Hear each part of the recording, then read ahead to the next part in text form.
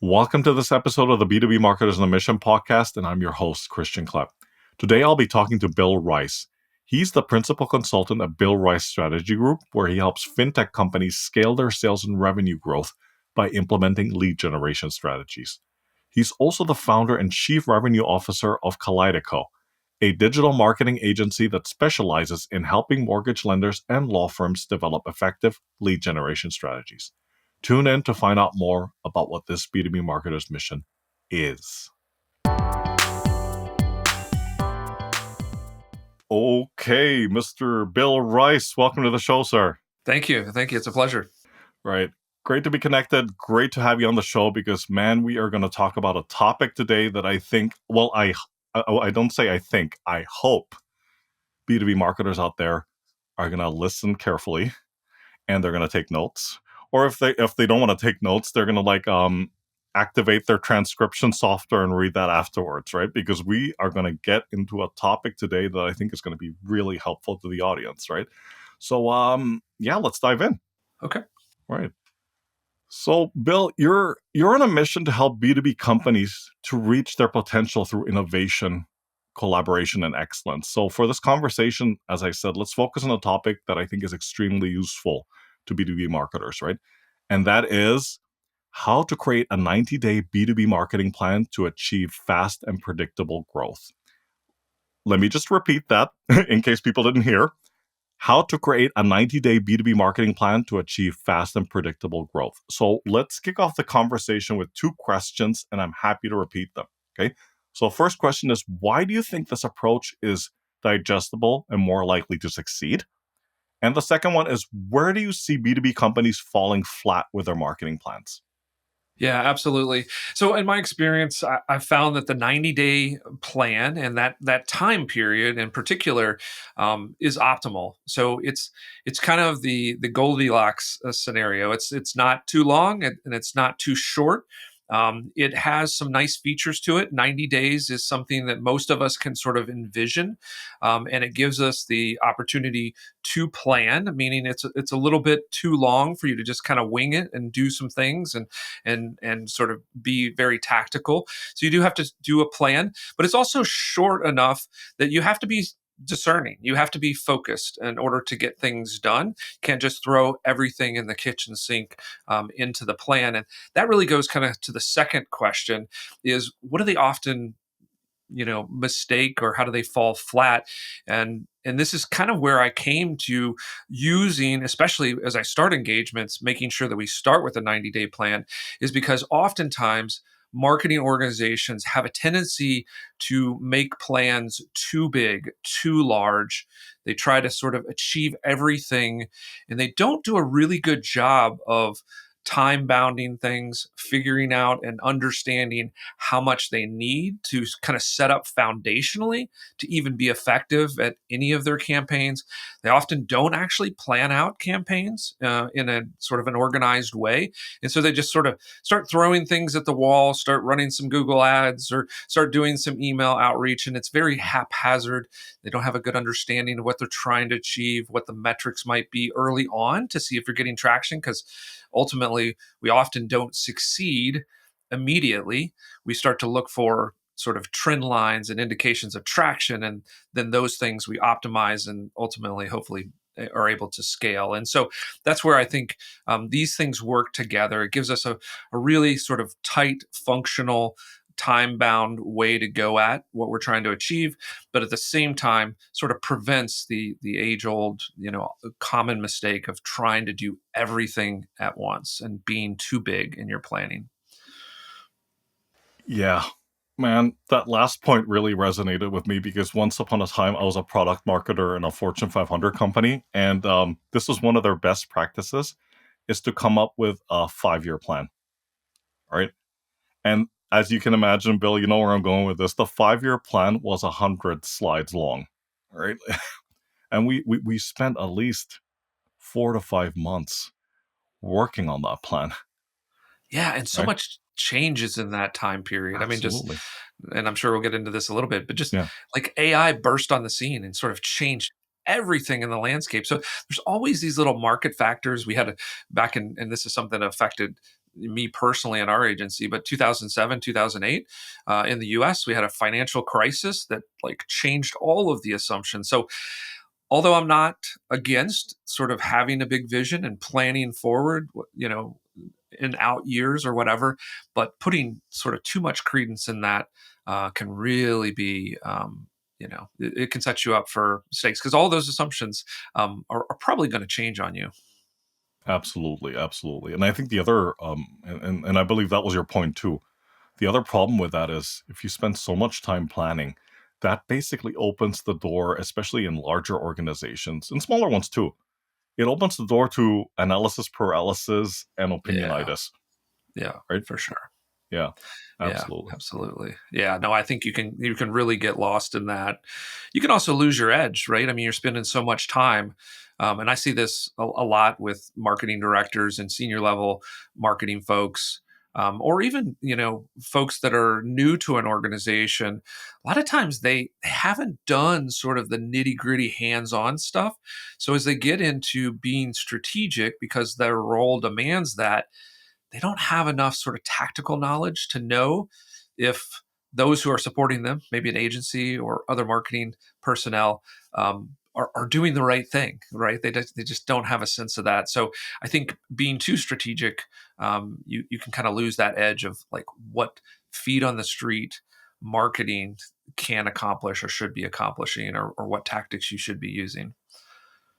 Totally agree. And that's, as I mentioned before, that's one of the objectives of the show. It's to help the audience who are probably in that moving in that space that are a bit more on the strategic side, but less on the tactical, and also serving those who are more tactical, but not very strategic, right? So it's always, it's a bit of a balancing act, isn't it? For sure, Right. for sure. It's important to have, facets of all of that in place. And as you go up more strategic, like I said, knowing the tactical or having enough knowledge to make sure that your team, or, like I said, your agency or whoever is supporting you is kind of on the right track, right? Because you're just kind of sitting in the tower and you're hoping they get it right. You could be surprised at the end of the quarter. Yeah. I always jokingly used to call it sitting up on Mount Olympus and looking down at the land of the living, right? Like, Yes. Yes. yeah, Right. fantastic. Absolutely. I'm going to move us on to the next question about key pitfalls that B2B marketers need to avoid when they're coming up with this 90-day marketing plan and what they should be doing instead. Yeah, I think, as you're building out the 90-day plan, some of the things that can kind of get you hung up on is what I always start with is I think oftentimes we will lay down a plan that is very optimistic, idealistic. So I always start a 90-day plan with an inventory. So I want to inventory the organization. And again, depending on where you are in your role or entering an organization, if you're new to the organization, this is particularly important, but even if you've been there for a while, a good inventory of what you've done before, what skill sets you have, what foundations or campaigns or platforms that you have built, and looking for the gaps. So again, from a pitfall standpoint, it goes back to your Mount Olympus analogy, right? You don't want to sit up there and be idealistic in your planning. And so I've found that a good inventory, asking a lot of questions, going cross functional, talking to your product people, talking to your sales folks, talking to your operations people, figuring out sort of what you have in detail, and then things that you've done before. And this is particularly true if you're entering an organization as a new marketing executive or director, is to come in there and really don't always try to sort of, and I say this all the time, don't try to defend your ego or intellect. Ask a lot of questions, see what has worked in the past, see what has been done, see if there's any sort of analytics or metrics around what has been done. And then one of my secret weapons, too, I talk cross functional a lot, is to talk to your sales counterparts, your operational counterparts, your product, and your technology folks. A lot of times those have been at other organizations and they've seen some successful marketing in the context of what they do. And sometimes those can be, as you're doing this inventory, those can be really good resources because that they most likely have seen some successful marketing strategies before, on the types of things that the reason they were brought in the organization, the types of things they work on, and so they can be a really good resource. Again, try not to let your ego, or your intellect be bruised. Go in with a lot of questions as you start to build the plan. Absolutely, absolutely. Leave the ego at the door, basically, right? For Um, sure.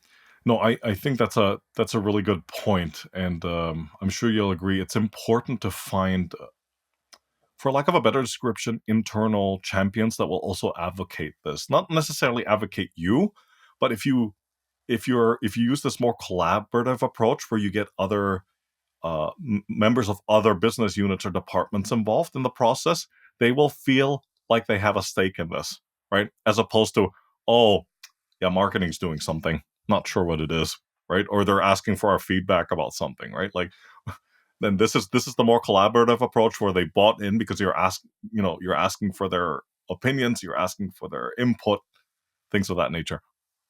Yeah, absolutely. I mean, from small startups all the way up to, Fortune 500 companies, um, to some degree, when you're building out these plans, there's kind of a business development sales element to it, right? You do want to identify the pain points. What's making their job hard? What can you do to make it easier? What can you leverage that they've already done?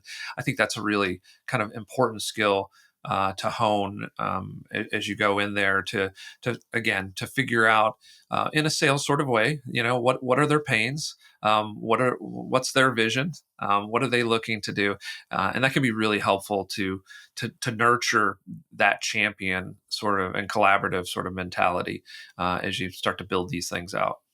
Absolutely. Absolutely. Let's move on to the topic of market research and having the right strategy. So now I know you said a couple of minutes ago that folks shouldn't spend too much time planning. And while I agree with that, it's important to also do your homework, right? Like do the due diligence and what have you. But again, because a lot of this is time bound, because let's face it, 90 days isn't an awful lot of time in the grand scheme of things, right? So speed is also the name of the game, but you got to do it the right way. So here comes the question. So, how can B2B companies and their marketing teams conduct just the right amount of research to formulate a plan they can implement? Yeah.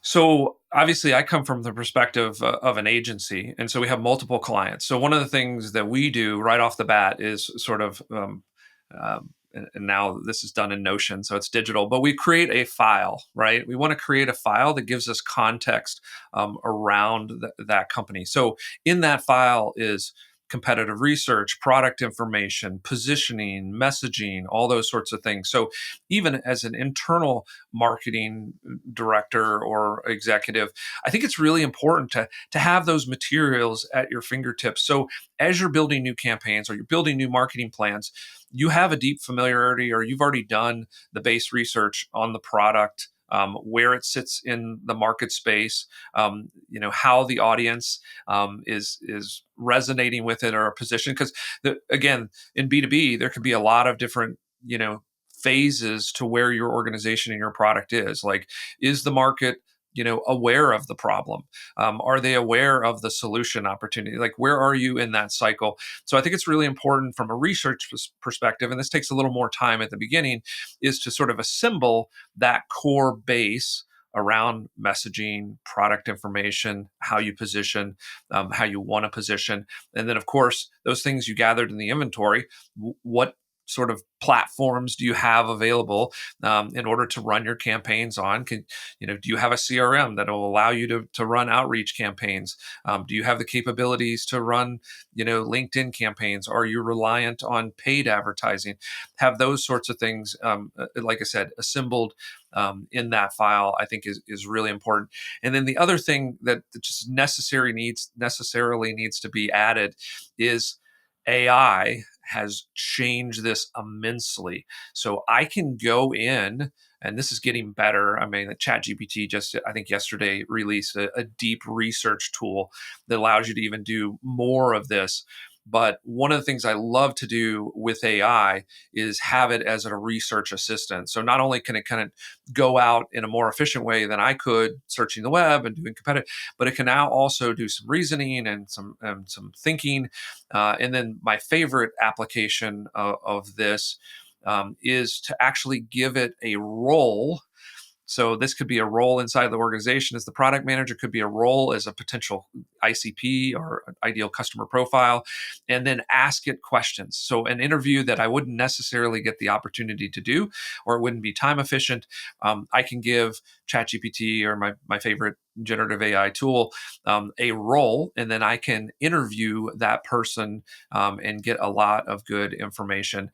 And then the other sort of sizable benefit to AI is, as a B2B marketer, having done this 20 plus years, I always say I've got my tried and true, my bread and butter that I know is going to work, and I probably is the thing I'm always going to do. But now I'm more open to kind of going to AI and saying, what's the whole range of possibilities here? Like maybe I, haven't done certain types of campaigns traditionally, or I'm not as comfortable with, let's say, field marketing and conference. And so I'm mainly sort of a digital guy, but like, are there opportunities in conference appearances? Are there opportunities in podcasting? Is there opportunities in video? Is there opportunities in, again, some sort of field marketing that I haven't thought about? AI is really good at looking broad, bringing you sort of all the possibilities, and then you can sync that up against your inventory and say, hey, well, in this particular organization, they have a real advantage. They've got a lights out thought leadership executive team who's comfortable on stage, and there's a real sort of conference opportunity or a thought leadership opportunity. So anyway, again, AI can help us sort of broaden our field of view. And so that's kind of another little shortcut to research. Yeah, absolutely. I mean, this wouldn't be a podcast in 2025 if we didn't talk about AI at some Yeah, point, right? for But sure. no, but I mean, and I think that was your point. There is certainly a time and place for AI, and that Yeah. is definitely one of those situations where it can help to expedite the process a little bit. Because I mean, to your previous point, if you're coming up with a 90-day marketing plan, you don't have the luxury of conducting a 6 month like research, right? Because again, it's about speed, but it's about doing things the right way, right? And doing things accurately, ethically, things of that nature. And you want to obviously maximize your probability for success, right? So, and in 90 days, again, with all of its advantages, the disadvantage is it's a fairly quick period of time to get results. So, Yeah, that's right. That's right. Okay, my friend, we're gonna come to like a very, I'm gonna say a juicy part of the conversation, right? Because this is where we start unpacking everything that you've been talking about in the past couple of minutes. So walk us through this process of creating this 90-day marketing plan, specifically highlighting what the key steps are and what those key components are that need to be in this plan. so my framework generally has about five key components to what's going to be in this plan, and then there's a time component to it. So the first part you've already heard me talk, pretty extensively about is that inventory process. I think this is an often missed opportunity to really leverage up, because, like we said, 90 days is a decent amount of time, but you've got to take some shortcuts. So that inventory is going to show you where you have points of leverage.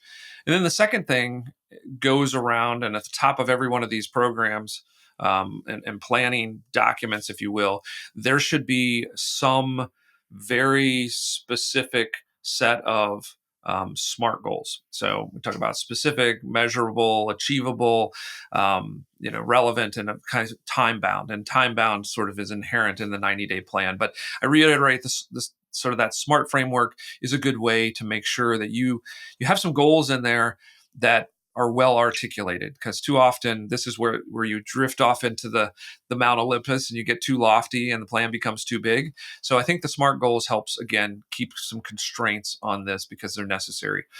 The next section is a very specific action plan.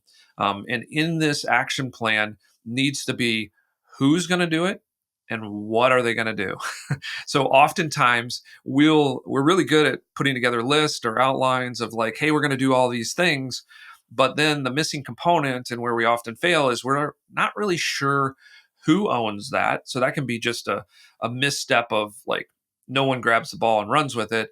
But the other thing that's probably the more frequent misstep in this section is we don't have the skill sets to do what we're planning, right? So we don't have the expertise in Google Ads. We don't have a database full of excellent ICPs to run a successful email outreach. We don't have the ability or the understanding of how to acquire audience in such a way to make a thought leadership or a social campaign work in our favor. And so the action plan gives us a good validation of like, do we have everything we need? And then as I'm defining that, it becomes very clear who owns it, and is a sort of a checksum on do we have the skill set to actually execute. Then the other thing that I like to do because it helps the overall team feel a level of success, and if there's an executive level above this plan that sort of is evaluating you as you're executing, I like to have a section that carefully identifies the quick wins that I expect and the long-term plays that I'm building. So again, we're that first 30 days in particular is probably going to be a little nerve wracking because we probably got to set up some foundational stuff, and we're probably not going to get a lot of actual action. And so to put in there some quick wins, some things that I know I can get some sort of feel good impact is really powerful, and articulating like how I'm going to do that is really important. And then for that executive level who's kind of watching you and observing and hopefully getting and gaining trust in you, those long-term plays give them an understanding of what you're building for and why you have to do some of these initial building steps, particularly in that first 30 days. And then the last piece is kind of the tools and resources section. So again, oftentimes, especially in sort of the modern era where a lot of this is digital or takes place in a sort of a virtual way, we need to make sure that we have the correct tools and resources. I mean, just simple things. If we're going to run an outreach campaign, do we have a scheduling tool? Is that scheduling tool allow us to fully use our sales team? Or is it like I've seen this before? Is like one scheduling tool, and then somehow we're deconflicting like 5 salespeople's schedules, right? And so we don't have the proper tool, or we haven't set it up. So tools and resources are really important. Resources often goes to budget too. Like, what are we going to have to be sort of resourceful in this plan, and kind of use what we have at our disposal, and what are we going to sort of ask for or try to expand to or capture some budget. And so I think that's really important. So that's kind of my 5-step framework to actually building out the plan and the steps I need to go through to make sure that the plan is viable at the end. Wow. Just give me a second here. I think my hand is a little bit sore from all that writing. But Sorry. no, fantastic framework. And just for the benefit of the audience, let me just repeat the 5 key components. Yeah. So part 1 was the inventory process, which I totally agree with, right? I mean, sometimes you don't have to start from scratch or reinvent the wheel. There are assets in place. Some of them might be hidden and buried in some ancient archive, but there's something there to work off of, right? Number 2, smart goals, absolutely, because and I think you really hit the nail on the head. Let's not get too like all the way up there with we aspire to be the most innovative B2B tech company, and all of that kind of like fluffy language, right? Like, really I always say, have something that people can grab hold of, right? Third one is a specific action plan, and I'm all about that, right? Because it's really spelling out like, okay, so you've got the goals now. What exactly are you going to do? Who's going to do it? Right? So and also, what outcomes are you expecting? Right? Yeah, totally. Yeah. And that next bit was I hope I'm formulating this properly, but being able to manage expectations from the get-go in terms of these are the quick wins and this is more long term, so people actually see that there is an end game here, right? Absolutely. And that's what gives you a little bit more room, to maneuver in the plan. Correct, correct. And then the last one being tools and resources. And I did have a follow-up question on part 5, because there is a temptation, and I'm sure you know what I mean by this. There is a temptation to, like, okay, let's just have a tool for everything, right? Because that's just going to make the work so much easier. And what sometimes ends up happening is you've got too many tools, and all of these tools somehow don't sync with each other, or the software is not, they're not talking to one another, and it ends up being this big mess. How do you, in your experience, how do you prevent that from happening? Simplicity, is often kind of the best solution, right? Is like, what is the Hmm. simplest test we can do? What is the simplest campaign we can run to see the initial traction? What's kind of the most reasonable investment we can make to see if this is going to work? Probably in the B2B space, one of the more specific example of this, which is almost always a disaster, is um, in the CRM space. Right. So oftentimes we're running some sort of outreach campaign, or we're leveraging, our customer base, or, a series of list pipelines. And so in comes the marketing. Hey, we're going to do these kind of campaigns. Our CRM won't let me do like what I'm familiar with. So let's throw out the CRM system. Let's implement a new one that's got all these bells and whistles. We had this great demo. They say they can do everything for us.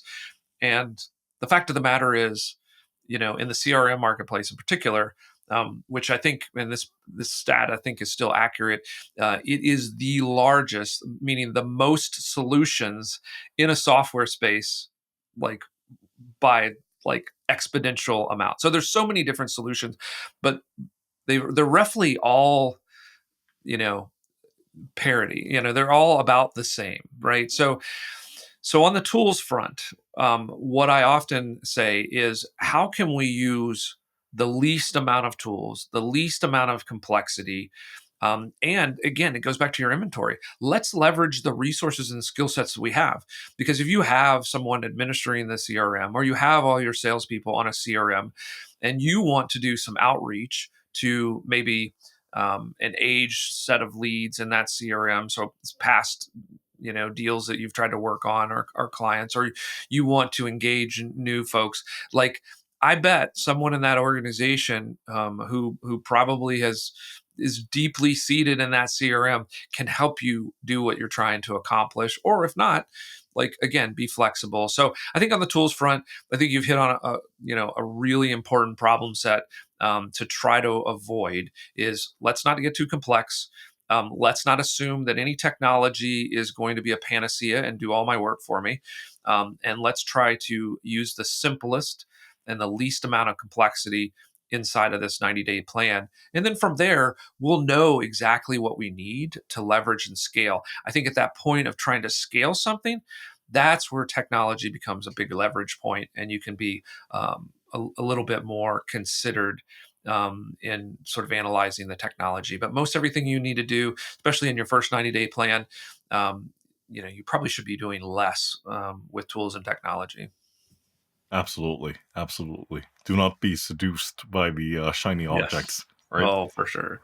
Okay. So, Bill, you've given us a lot now, but if there's somebody out there who's a B2B marketer that's listening to this, what are 3 things that you think they can do right now to start creating this 90-day marketing plan? I think, the first thing, and this helps in a lot of things in life, in your career, is start building some cross functional relationships, right? So within your organization, make sure you've got a close working relationship with the sales director, the product folks, in particular, especially B2B. There's usually some sort of product or service delivery involved here. So whoever is directly involved in developing that product or service, and then interfacing with the customers, build those relationships. Um, I can't talk enough about the inventory. Like, really understand what you have available in your organization, what they do well, what skill sets and talent your people have. Again, cross functionally, right? Not just within your marketing department, but what is your CEO, is your CMO, is your COO, like, are they a personality? Is it somebody that you can leverage for thought leadership? Or again, really do a nice assessment of that. And then I think the other thing is, like we've talked a lot about, and why I came to this sort of 90-day plan, is try to simplify what you're trying to accomplish. So instead of trying to boil the ocean with your marketing strategy, let's pick some very specific, well-defined things that we're going to do, that can give you some quick successes. Because again, depending on where you are in your phase or your role, whether you're new or maybe you've been in there for a while and haven't had really a big win for a while, you're probably in some sort of trust building phase. And so getting something that is small and can be accomplished and you have high confidence in, and maybe into some degrees you have more control of your success and your performance, can be a really good way to sort of bite size some of that, get some wins, build some trust. And then from there, you can, again, whether it's your role or your campaigns or your overall marketing strategy, once you get some of that traction and trust, then you can, of course, scale from there and do really big things. Absolutely. Absolutely. So fantastic. There was something that you said, which is such a great segue into the next question about metrics. So you've been talking a lot about quick wins. Is there a way that you can, well, I wouldn't say quantify, but like talk to us about metrics when it comes to quick wins? Like what should B2B marketers be paying attention to? I mean, I think at the highest level, I mean, ultimately, we're trying to, generally in B2B marketing, we're trying to give sales more opportunities, right? So that's probably our kind of overarching metric. And I think a lot of times we forget that. Like, we'll do things that like look pretty, they feel good. The CEO likes it when he sees it online and stuff like that. So we can get sort of intoxicated with just like the creativity of it, and doing something clever or interesting. So I think keeping a North Star of, hey, we're trying to create as many opportunities, high quality opportunities as we can for sales, as that overarching sort of metric. And then I think kind of going the opposite direction as we're building these sort of bite-size early campaigns or things that we're trying to do, be a little more forgiving of those metrics. So looking for things that are trend lines or that are traction. So that could be our audience is growing on a particular in a particular channel or on a particular platform, or our traffic is starting to increase. And then you can start to stair step it. Like, okay, I've got traffic and audience. Now I'm getting engagement. Okay, now I'm getting engagement. Now I'm getting conversion. And now I've got conversion. Those are opportunities. What is the quality of those opportunities? So I think that's kind of the other piece in metrics is be specific, oftentimes to the channel, and what's important in the channel that you're running campaigns and what are the most appropriate metrics there, and then sort of stair stepping them up to your ultimate goal, which is, again, more opportunities for sales. Absolutely, absolutely, and I like that you kept it simple because especially when it comes to metrics and attributes, I mean, you can go down this deep Yeah. rabbit hole, Yeah. right? Yeah. Or you just get caught up like measuring the wrong metrics or paying attention to the wrong metrics, I should say, right? Yeah. Well, that's a good like realm where we talk about starting small and then and building larger. Like, I love dashboards and I love being able to get in there and look at the data in real time and see if we're moving the needle. But sometimes people will start a 6-month program to sort of aggregate all of their marketing analytics, get the right dash. And again, so then you get back into that 5-year plan sort of scenario. And you know, you could be fired before the dashboard comes alive, right? Yeah, So we've got to be yeah, yeah, discerning when we're looking at these projects. absolutely, absolutely. All right, my friend, soapbox time. A status quo in your area of expertise that you passionately disagree with, and why? I think One of the status quos that I see a lot is we get stuck in just sort of the old way of doing B2B marketing. And quite honestly, a lot of B2B marketing has been a heavy reliance on heroics from our sales operations and teams, right? So I'm a big believer in collaborating very tightly. Sometimes the team, now with kind of this CRO or chief revenue officer thing, sometimes these teams are blended, which I'm a fan of. So, as tightly as we can get for marketing, supporting sales, and not forcing the sales operations to do his heroics and to even out the distribution of performers on the sales team. Because of that heroics, a lot of times you'll see, and I hate when I see this in an organization, is like you'll see like 10% or maybe 5% of the sales teams are are the top performers. They do 80, it's the 80/20 rule, but it doesn't need to be like that. If we're doing B2B marketing appropriately and we're giving a lot of opportunities to sales, that distribution should blend out and we should be getting more from the whole team, sort of lifting all boats. Sort of sitting back as a B2B marketer and just thinking that our only role is to provide beautiful sales collateral to heroic salespeople, I think is probably what you see in most organizations, and it's really a disservice to not only the sales operations but your organization just in general and aggregate, not just the marketing team, is going to underperform if that's your approach. And I still see that as a big, pretty common model, right? Absolutely. Absolutely. It has to be a collaborative effort. The marketing team has to be more visible. And that's one of the reasons why I started the show, right? Because the way that marketers, in order for marketers to initiate that change, they need to be the change. They need to evolve. They need to push themselves out there and not sit in their ivory towers or Mount Olympus. Like pick your analogy, right? Absolutely. Totally agree with that. All right. Here we go. Bonus question time. So I have it on good authority that you used to be in the Air Force. So I thought it'd be a good idea to like ask you some trivia questions linked to, well, Top Gun. Oh, okay. Well, that's Navy, but we won't hold that against you. So, Sorry. Oh, it's aviators, something it's all good. it's something with a plane in it. But I love it. like I love it. Hey, one of my favorites. So, all right. hopefully I'll do well. So I'm gonna read you a quote, and all you need to do, Bill, is tell me which character said it. All right. So here we go. I'm gonna try to do it in the person's voice, but let's see how it goes. You've been busted. You lost your qualifications as section leader 3 times, put and hacked twice by me, with a history of high-speed passes over 5 air control towers and 1 admiral's daughter.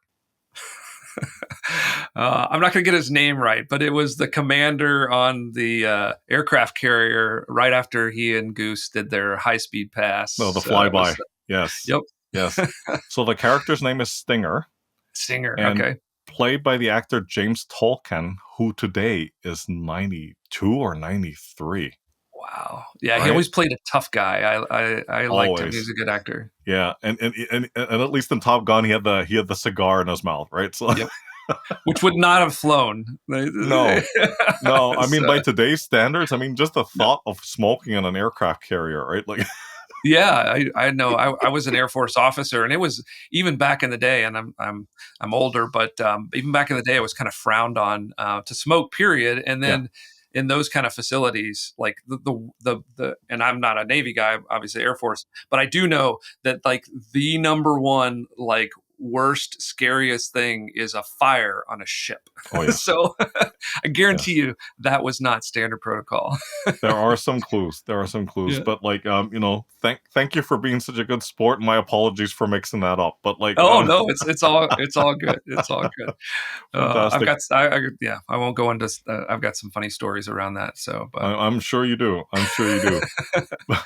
Bill, thank you so much for coming on the show and for sharing your expertise and experience with the listeners. So please, quick intro to yourself and how folks out there can get in touch with you. Yeah. So obviously, I'm Bill Rice. I've been doing B2B and marketing in general for 20 plus years, probably longer than that, but we won't fully disclose how many years. I have an interesting sort of thread as to how I got into marketing. Like you said, I was in the Air Force. I did counterintelligence, and oftentimes people are interested by like go from intel to marketing, but one of the things that's always been fascinating to me and I think is really important for b2b marketers to try to harness a little bit is one of the things that we did in intel, particularly as we were starting to do what's now sort of categorized as information warfare and some more digital sort of intel activities, was we were constantly looking for patterns to tell us what was going on or if something was going on. Marketing has become more and more analytical. And so I think as you're building plans, again, looking for those trends, those patterns, as you go into your organization, using some of that pattern recognition to give you an advantage as you kind of move into a new organization or try to kind of re-energize your organization for more success. That can be really valuable. So that's kind of my background. As far as what I do today, I have actually two agencies that I work with. One is more B2C focused. And then, of course, what we've been talking about, B2B focused, is Bill Rice Strategy Group.